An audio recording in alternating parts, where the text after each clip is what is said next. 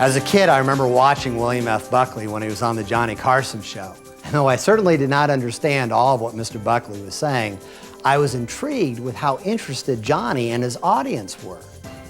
Certainly, Mr. Buckley's incisive commentary, his verbal dexterity, and his wit make him not only entertaining to listen to, but clearly leave one with the impression that he has done his homework.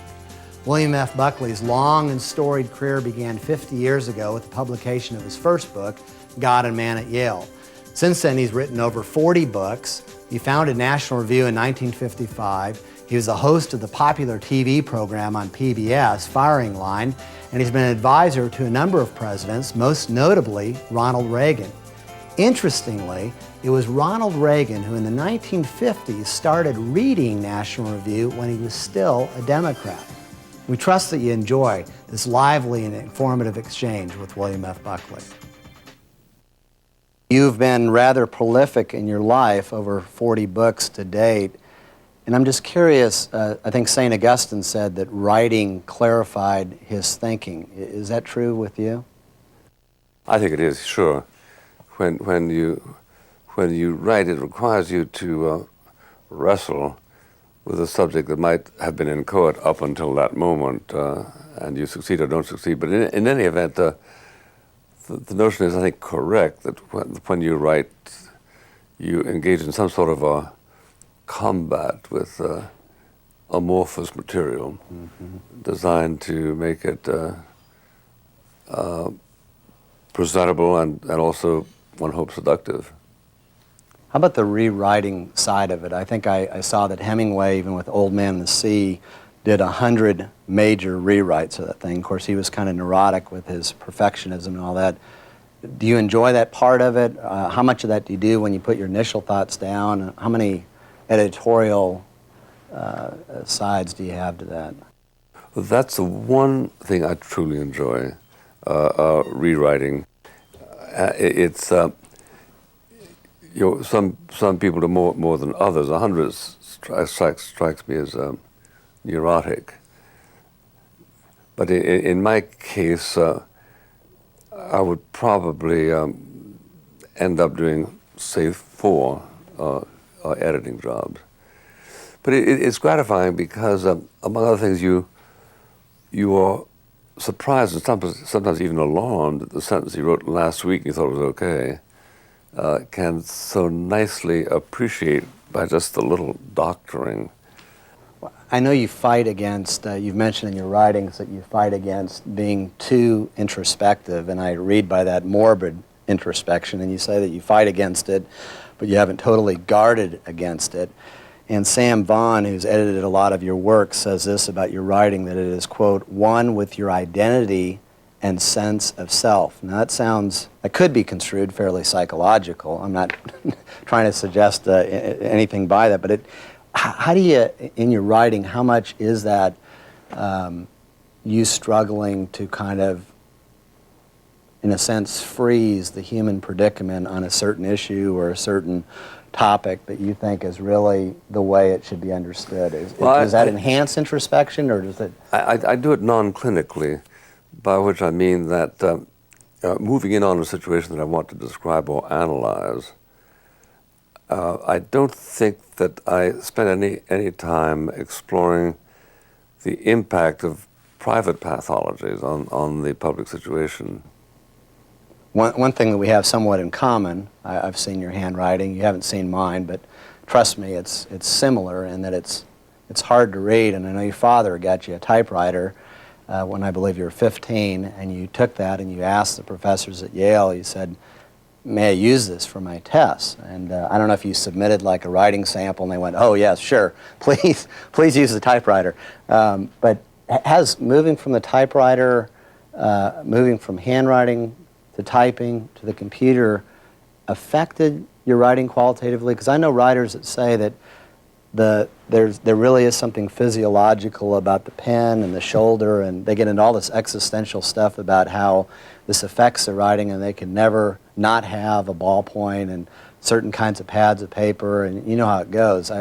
Has it affected your writing, you think? I've read all that stuff, and I'm perfectly prepared to acknowledge that if you say you can't write except with a ballpoint pen, I'm prepared to say you can't.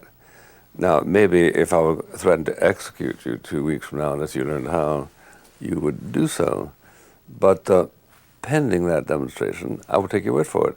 Some people said, I can't start writing. Teddy White told me, without lighting a cigarette, I just can't do it.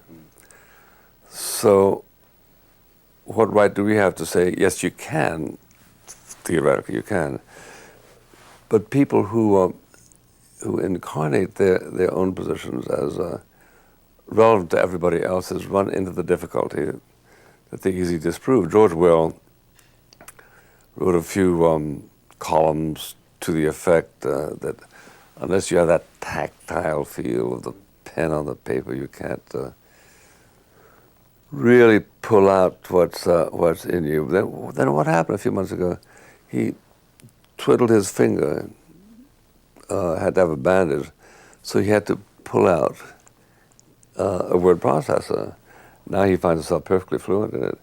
So does Arthur Schlesinger, who told me that now he's discovered the word processor. It's the greatest thing. Wow. I said, my God, the trouble with that is you'll write more books. If we look at the body of your work up to this point, on the nonfiction side, if someone were to say to you, I really want to understand who you are, what you've stood for, the issues that really cause you to just really be exercised, what 2 or 3 books ought I to read Of mine? to understand you? Of mine? Right. Well, presumably anything that touches on autobiography, Nearer My God, would certainly be one.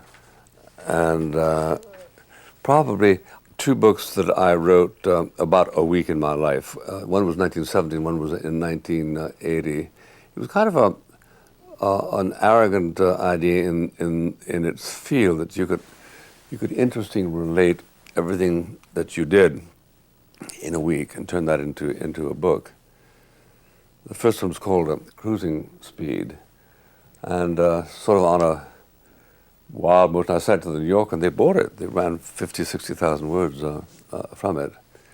But in any event, it's inherently an interesting idea. If you examine what you did and what you thought, who you ran into in the course of a week, the reader gets an idea of what kind of life you lead. In any event, I did it again 10 years later in another book, and it got absolutely violent criticism. People didn't like the idea of that kind of a demonstration. But once again, it was picked up by the New Yorker. Those 2 books, plus Nearer My God, are probably what I'd point to. Now, the second one is Overdrive, and Overdrive, I was, as I was looking at those books, I thought, is there a metaphorical sense? And that Cruising Speed, early 70s, Overdrive, what does that mean if a book was written in the 90s or 2000? I mean, are you just going faster and faster in your life? What? You got a keen ear, because that's exactly what went through my mind when I decided what to call it. If you're in Cruising Speed at one point and you continue at that speed, you take some relief in the idea of overdrive. That a lot of what you are doing reflects gymnastics that you trained for throughout your life. Use of vocabulary. A lot of people have raised that issue. You really appreciate and are trying to be somewhat of a guardian of the English language. You ever question, as far as use of words, maybe that it is too highbrow, some of the words that you use, and has that ever caused you to pause and maybe reconsider? Well, the answer is I've obviously questioned it because people bring it up. And I wrote an essay for the New York Times on it 8 or 10 years ago. My presumptive position is, if a word exists, it has to have existed because there was a felt need for it. The whole reason for a neologism is that there wasn't a word out there that covered that situation. The whole computer world gives you a plethora of that kind of situation. You had to have word processing to describe word processing. Yeah, I was on a television program in San Francisco in 1964. Gore Vidal was there, and David Susskind was the host. I described the situation out at the where the delegates were. The stadium is irenic. So Susskind, why do you want to use a word like irenic? What does irenic mean? And I said, well, it's a sort of peaceable. Well, why don't you use peaceable? At this point, believe it or not, Gore Vidal said, well, he's absolutely right. To Susskind, don't be so dumb as to object to a word. Why would you use irenic? In the first place, it feels a little bit different, and the rhythm is different. Sometimes you would choose a word because it has fewer syllables, depending on the rhythm you feel works for that particular sentence. In any event, I think it's correct to avoid words described by Dwight MacDonald in his famous review in the New Yorker of the American Heritage Dictionary, the American Webster Dictionary, as words that belong in the zoo sections of the dictionary. They're there because at some crazy point they made sense, but you can really get along without them. I once used the word irenic in an op-ed piece for a local newspaper, and the copy person wrote down ironic. And I didn't see it until after the article came out and they had to do a retraction. It made no sense whatsoever. Kind of unusual. Is the only time you've been supported by Gore Vidal on a position? That I can remember. Before we get to your first book, God and Man at Yale, I wanted to ask a number of questions about your background, because that strikes me as indispensable to understanding how you could have the courage, some might say the temerity, to write a book at such a young age like God and Man at Yale. Your dad strikes me as a very courageous man, risk-taker, gutsy.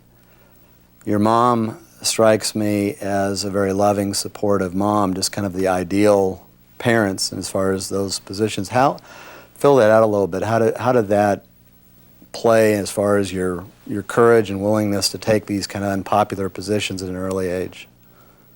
Well, my father was a Texan and an individualist.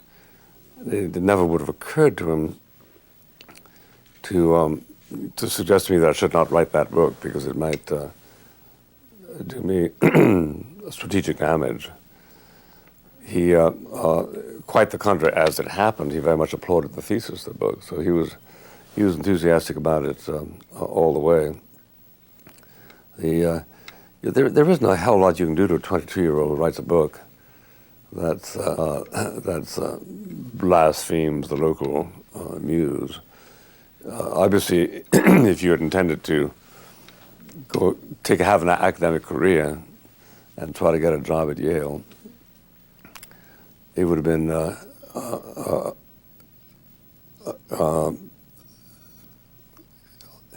misguided thing to do.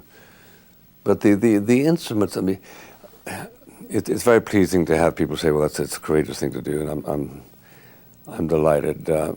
And there were a lot of people who were mad at me in sort of in a prolonged way. On the other hand, when you compare it, what I did, to the kind of thing that was done by real heroes in the Soviet Union, where they would publish a book and maybe be executed for it, or tortured, or exiled, or whatever.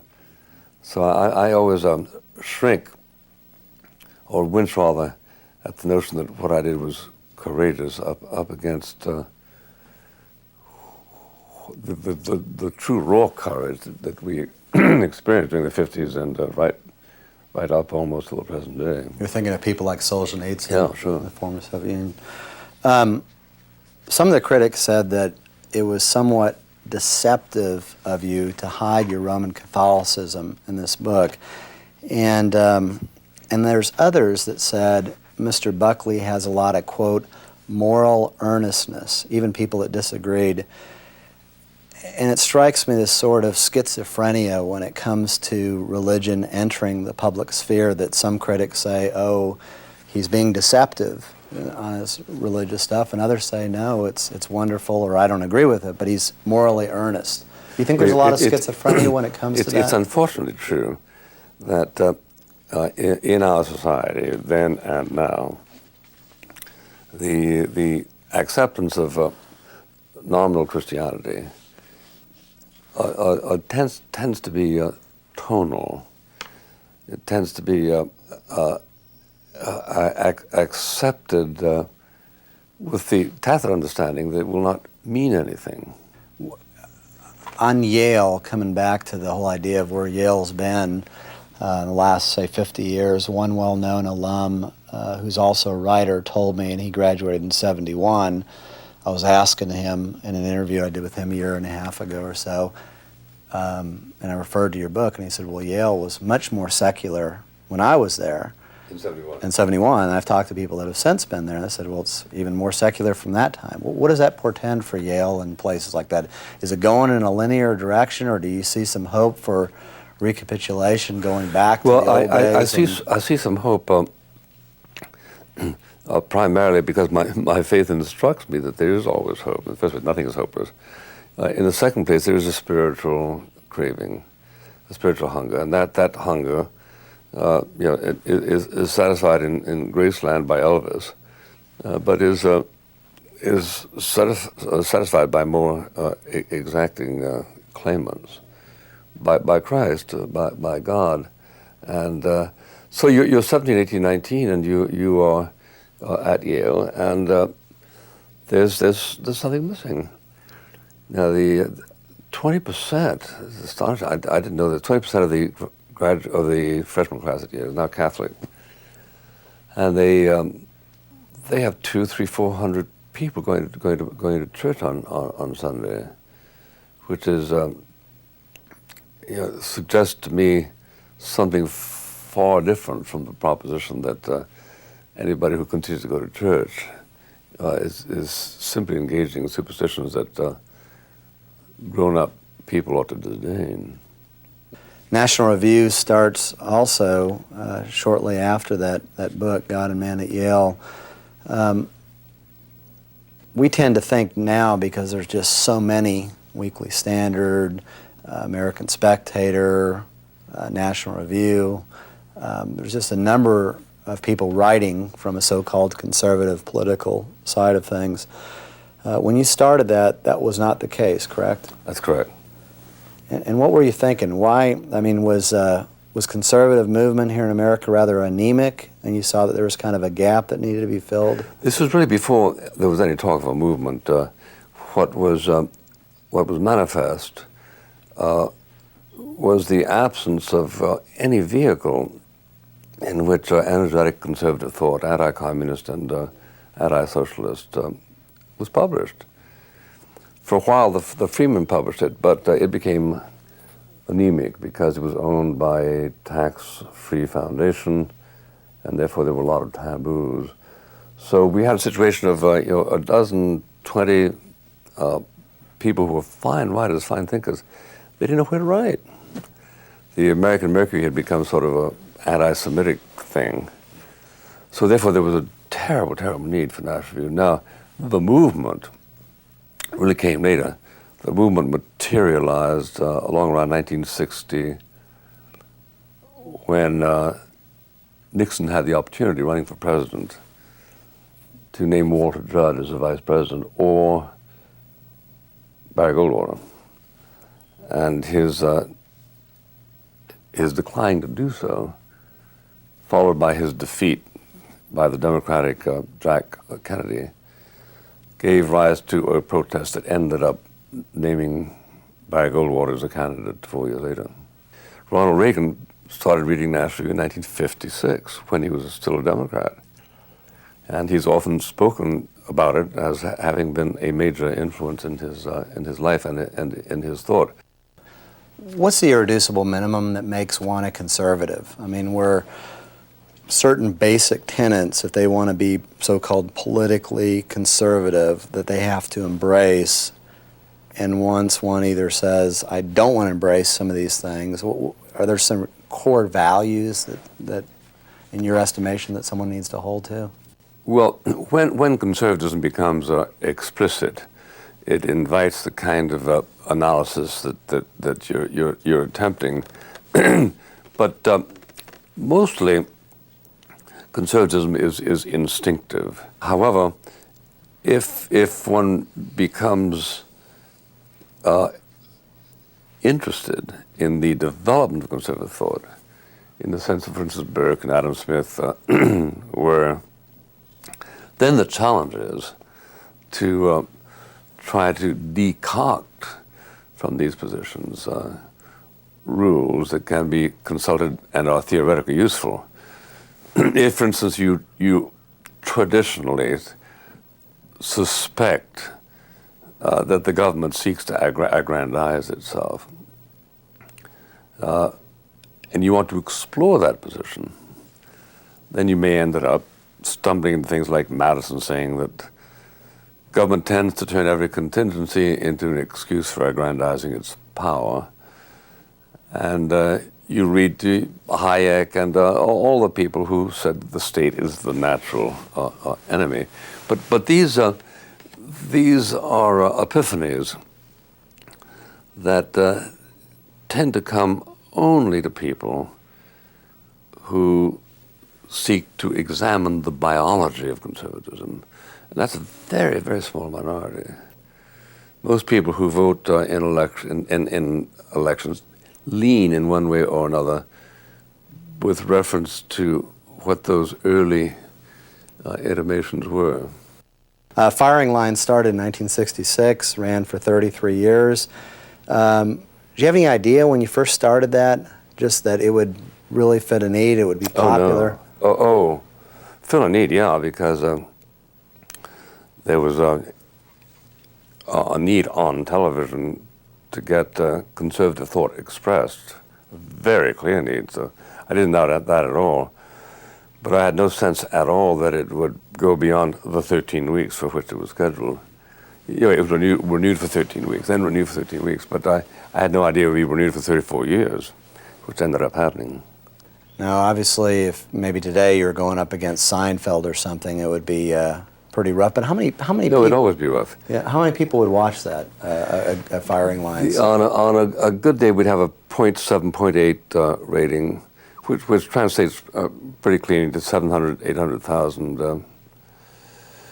In terms of Seinfeld, absolutely insignificant. However, there's no place in America I can go that people don't stop and tell me that they had seen it. And self-consciously, it was not an interview show per se, but it was an exchange of ideas. That's right. What's the difference? And did some of your in guests feel uncomfortable? In an interview show, you have no position. You just are asking questions, Barbara Walters style, and your guest answers the questions. But in an exchange of opinions, I can ask a question, then I say, I think your answer is all wet. And I think this is why it's wrong, and it becomes an exchange of opinion. And mine have always been exchanges of opinion. I found that, and it always makes me a little bit nervous when people say this, but every now and then I'll have a person I'm about to interview, and they'll say, well, what are you going to ask me, and could you send the questions, and what do you want me to focus on? And I'm thinking it's this major scholar or writer, and it makes me wow, maybe they're not really comfortable doing this. Have you had some guests? What kind of prep do they have? Do you have any guests that are a little bit, nervous in that situation? That's really not their regular domain, and they don't do as well, especially with exchange of ideas. It's an amazing thing. Because I've read a lot about stage fright, and I acknowledge that a lot of people are hit by it, but I've never seen it happen on my program. I just don't know why. I've never seen anybody sort of freeze up. I had a panelist who did once, but nobody. Now, it may be because a studio stage is so intimate compared to a theater. And it may be that the same people who had no problem acquitting themselves well in my studio would have funked a crowd of 1,000 or 800 people. You had Margaret Thatcher on your show one time, and you basically had the kind of philosophy, I guess, behind it that you would call people, you know, Mr., Mrs., Madame, and you thought that she had given you permission to call her Margaret, and that she had called you Bill. What happened there? I've always tended to formality, as my father did. But when I reached the age of 50, I wrote a piece that said, you know, when you're 22 and somebody's 30, he might like to be called Mr. Smith as a sign of deference. But when you're 50 and he's 55, and you Mr. Smith him, he feels that you are drawing attention to a disparity in ages which he doesn't welcome noticing. So I thought I would reform and reciprocate suggestions of informality. And that afternoon I had Margaret Thatcher on my program. She wasn't yet Prime Minister. And at one point she said, "So you see, Bill," and then went on to say something. So I thought, I must reciprocate by calling her Margaret. And the next day, I went to reception for her and I said, "How you doing, Margaret?" "Fine, Mr. Buckley." I went back to the text, and the bill she was referring to was something that had been introduced in Congress the day before. So I say that's set me back in that particular reform. She wrote you a gracious letter later on saying that was okay to call her Margaret, correct? Yeah, and signed it Margaret, yeah. As a kid, 16, 17 years old, I remember turning on Johnny Carson one night, and there you were, not an athlete, not a movie actor, though I know you have some prowess at singing. But there you were, talking about pretty heady stuff. I didn't understand a lot of it, but I thought it was fascinating that Johnny seemed to be interested. The audience seemed to be with you, was laughing at hopefully appropriate parts.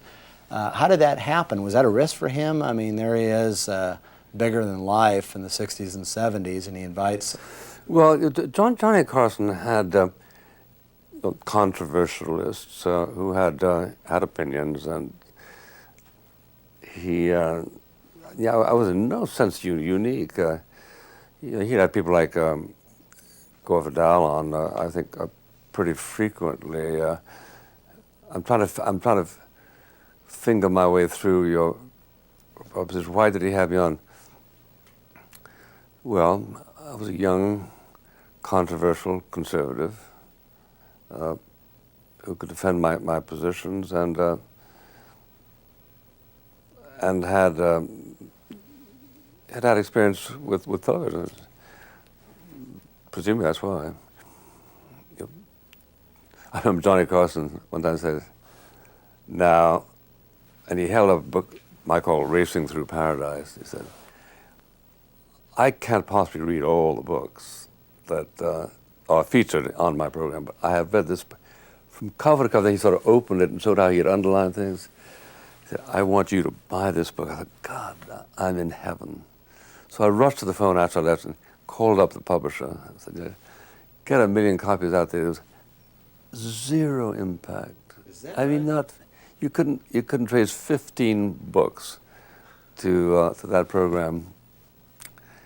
Which maybe if Aunt Blabby or one of those characters he did it, maybe it would have a little bit more impact. That's amazing, though, because isn't that amazing? Yeah. when he's being watched by 10, 15 million especially people, when you maybe. consider the Oprah Winfrey's Right, Johnny's Book Club. Yeah. Wow, that's something. Ever on Merv Griffin, Dick Cavett? A lot of times. Yeah. A lot. How many times on Johnny Carson show? About 10 or 15, I guess. Is that right?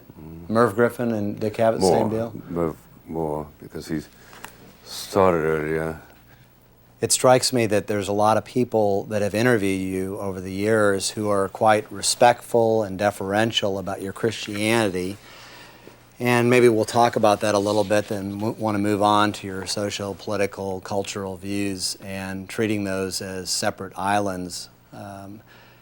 Does your Christianity inform your social, political, cultural ideas and convictions? Well, I think it does. It does so in most cases sort of subconsciously. For instance, if one were guided by entirely empirical evidence, there would be no grounds really for believing in the equality of people, because empirically they're not equal. Some are brighter, some are prettier, some are musical, some not musical.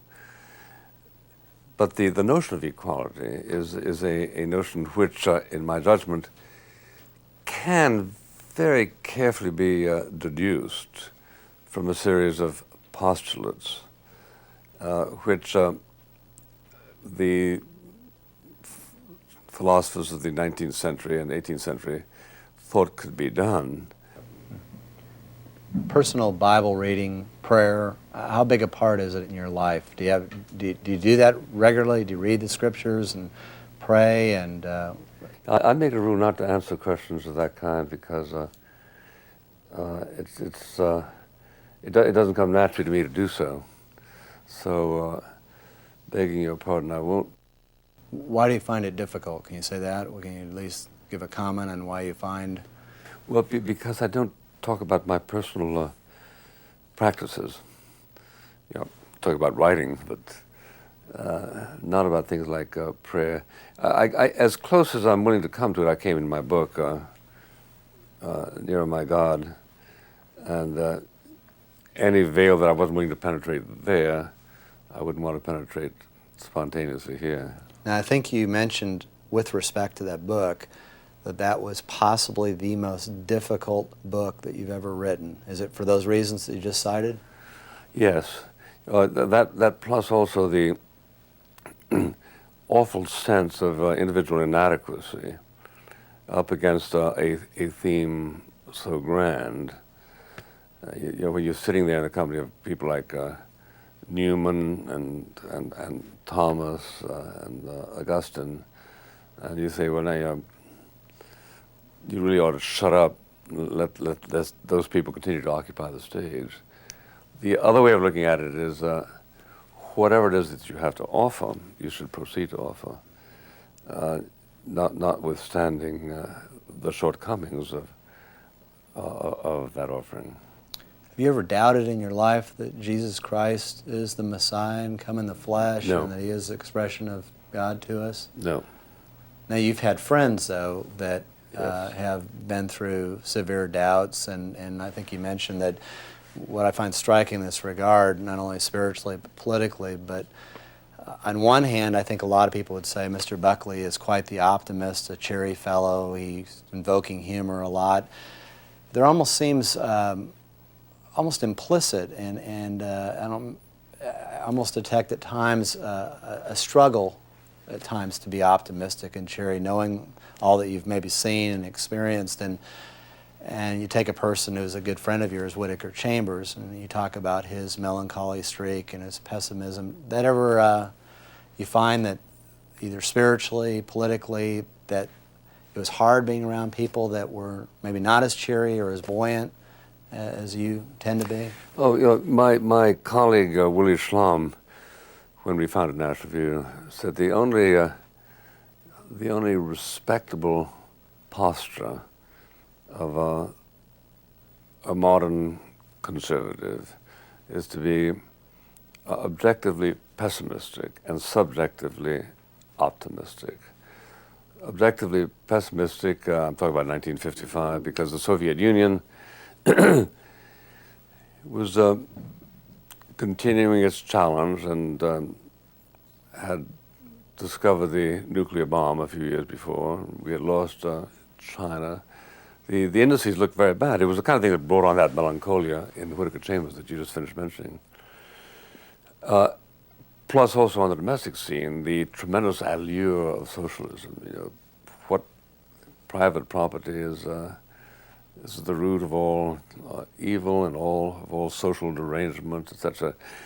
On the other hand, objectively optimistic because we know we're right. We know that freedom is really pined for by people, people willing to fight and sacrifice for it, and those who share a religious perception know also that Christ's promise that the gates of hell would not prevail against us. So that is a way of guaranteeing the survival of the Christian idea. So that's grounds for subjective optimism, and those distinctions, as made to me then, strike me as serviceable today. You see the resiliency of the Christian faith as a pretty big defense for its veracity or its truthfulness, don't you?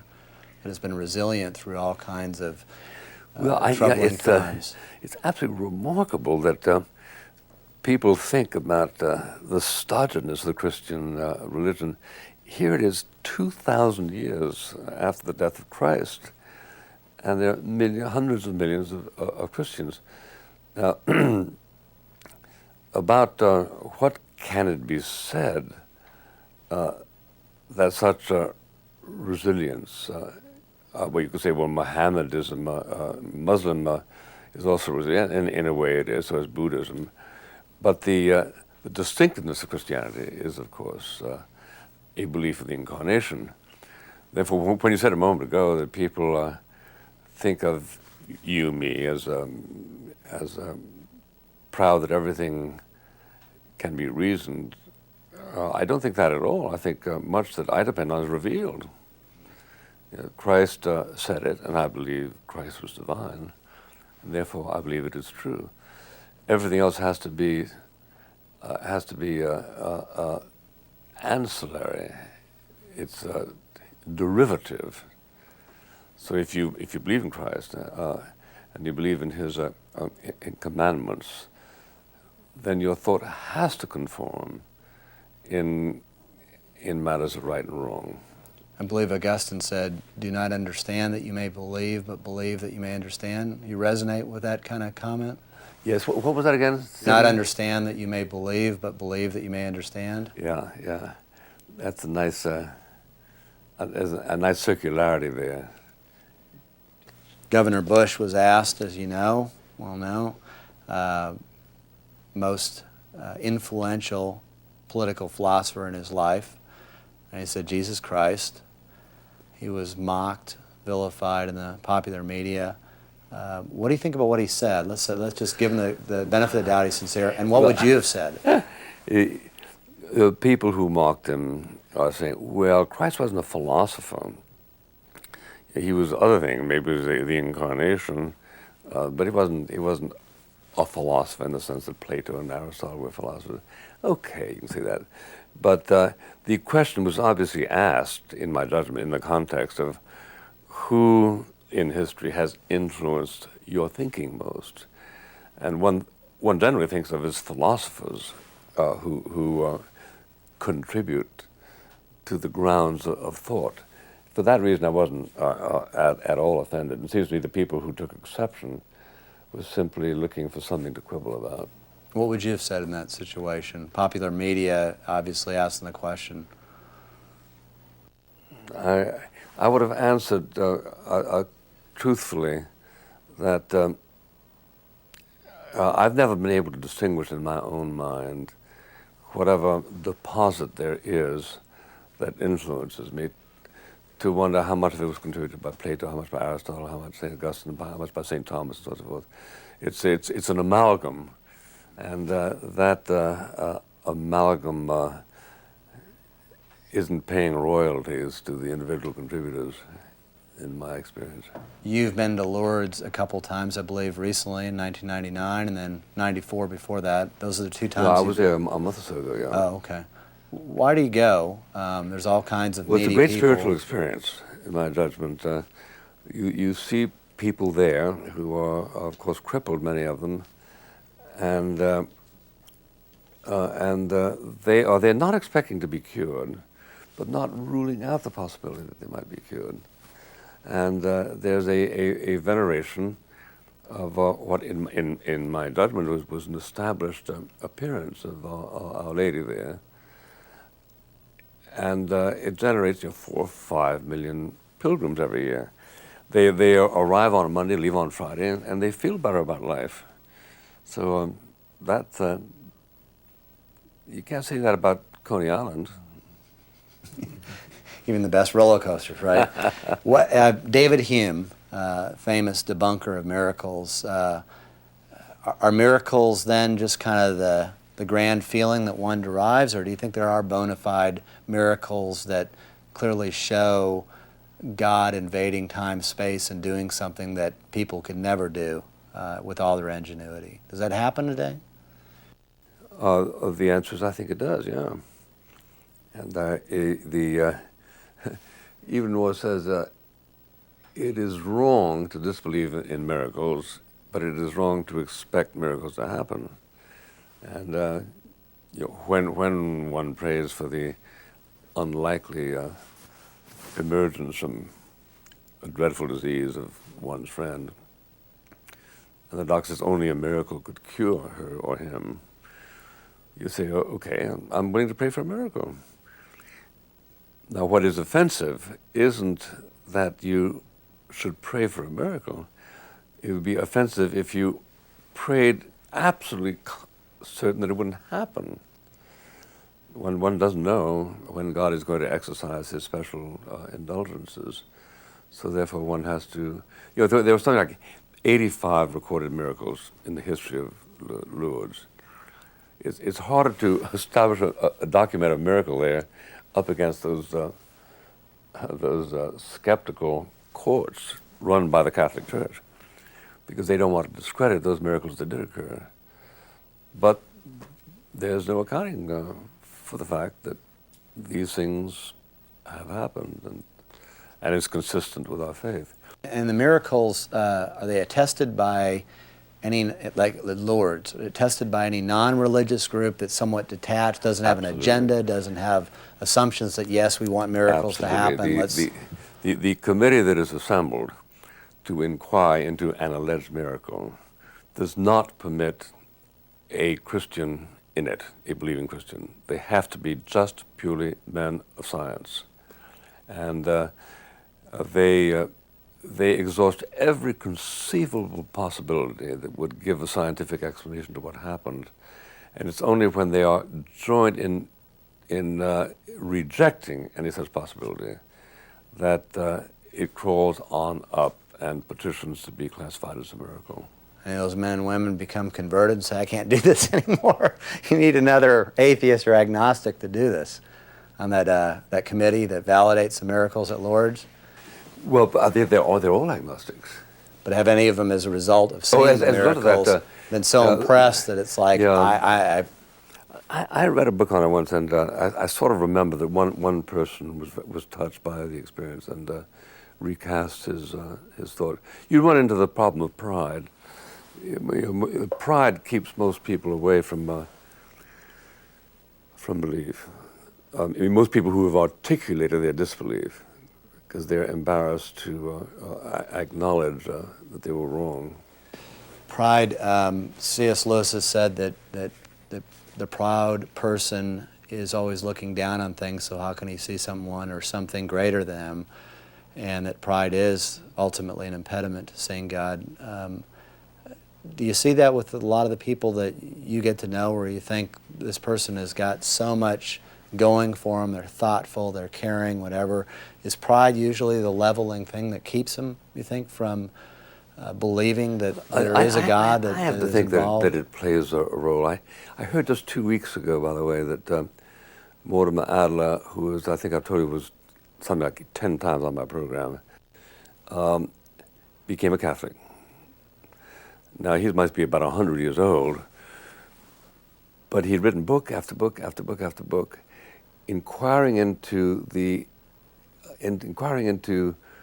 what he would begin by calling the conceits of faith, but ended up by preferring them to what he called ex nihilation, the idea that from nothing things were made.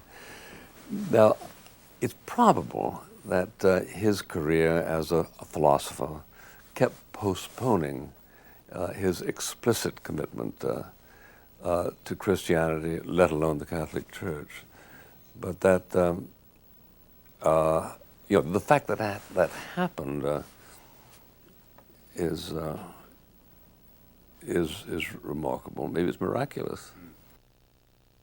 I believe it was Chesterton who said when he was asked what is the greatest lesson he's learned in his life, that he said giving thanks every day.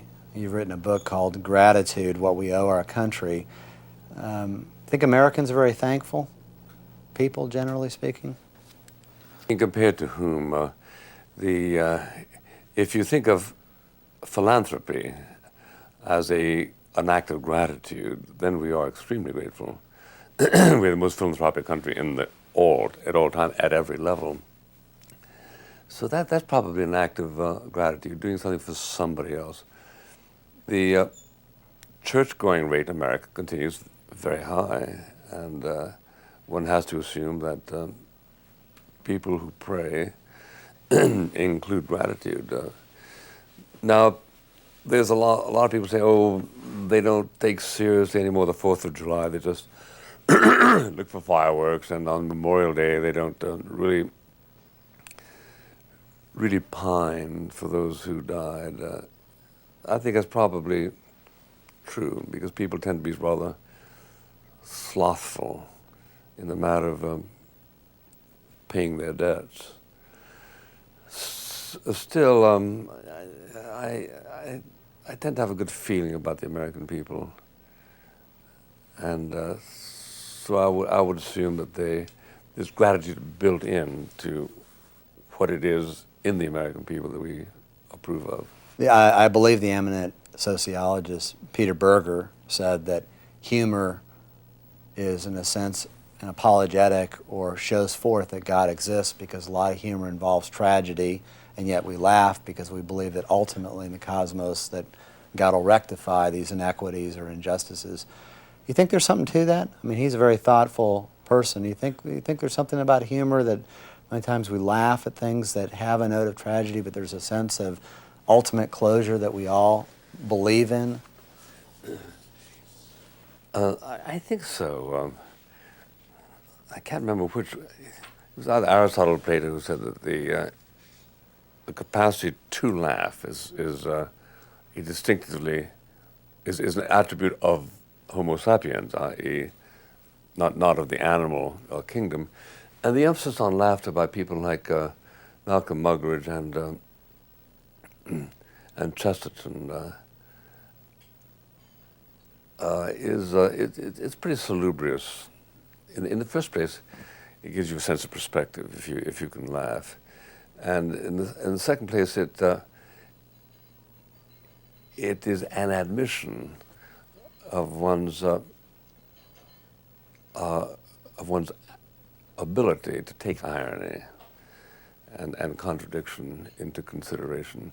So I think it's a sign of health, and I've sometimes asked myself, well, might there ever have been a scene in which Christ was laughing? And I answered myself, there must have been many. It's not the kind of thing that Mark chose to write about, but I can't imagine a situation in which laughter is unlordly. The Bible says that all have sinned and fallen short of God's glory. How is the concept, Menninger wrote a book years ago, Whatever Happened to Sin, concept of sin would it be helpful even in a pragmatic sense that those maybe that don't, politicians, other people that don't necessarily believe what the Bible says, if they adopted some sense that there is this dark side, well, I think so. Would that help with public discourse, you think, more? I think absolutely it would. I've always stressed very relevant that there are three things that govern human behavior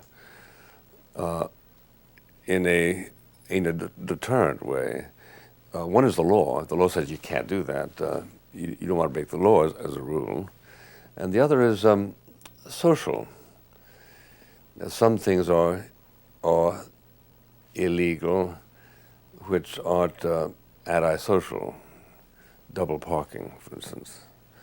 But then the third great pressure is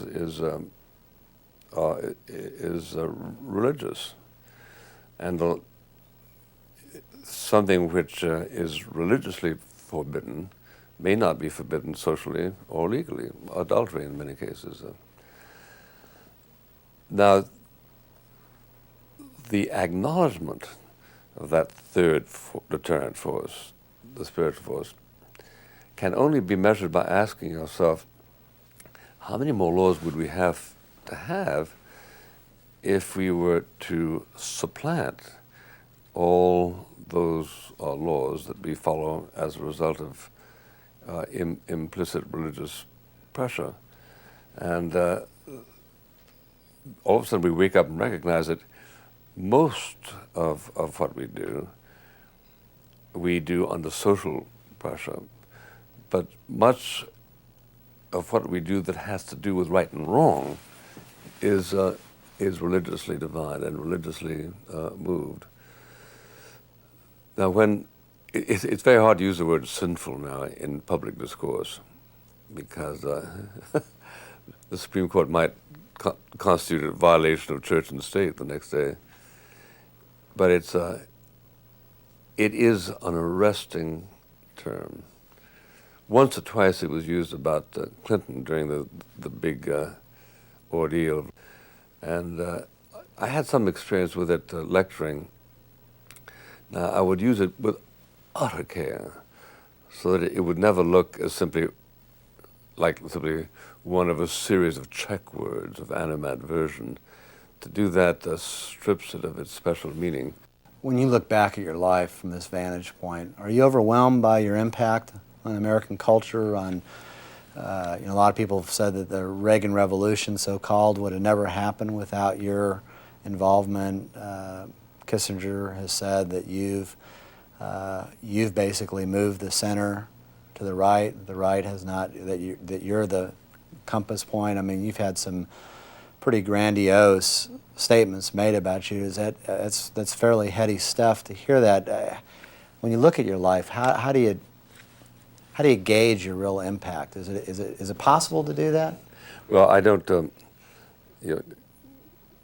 Hyperbole is the American fingerprint. So when people say I discovered America, I politely nod my head. I'm not going to engage in a rebuttal on that because it would be ungraceful. But I'm. What National Review accomplished as a repository for serious thought on serious questions that sought to point in the right direction. I don't minimize. I think, but I hardly lay claim to the credit that is owing to the dozens of people who participated in that. So, I just bow my head and say, that's nice, but don't say it again. What would be a good epitaph for you? I've asked this, I know of you before, and maybe it's too introspective a question, I don't know, but what would be a good epitaph for William F. Buckley? I haven't come up with one. The trouble with invitations to epitaphs is that they are almost inevitably self-focused in a way that offends modesty. I was in St. Helena once, where Napoleon died, and when he died, they took him down to this particular glade where he said he wanted to be buried. and they got this nice marble headstone, and they they had a quarrel. What could they put on it? Because the French wanted to put Napoleon, born, died, etc. And the British said, no, no, he wasn't really a king. It has to be Napoleon Bonaparte. So this quarrel lasted for 180 years. 70 years later, his body was physically removed. But right now, if you visit that forsaken glade, it's just a marble headstone. So I thought, gee, that's kind of nice. Not that you want anonymity so badly, but it avoids the question of should you go down as Napoleon or as Napoleon Bonaparte. Thanks for inviting us into your home and spending this time with us. Really appreciate it. You're always welcome.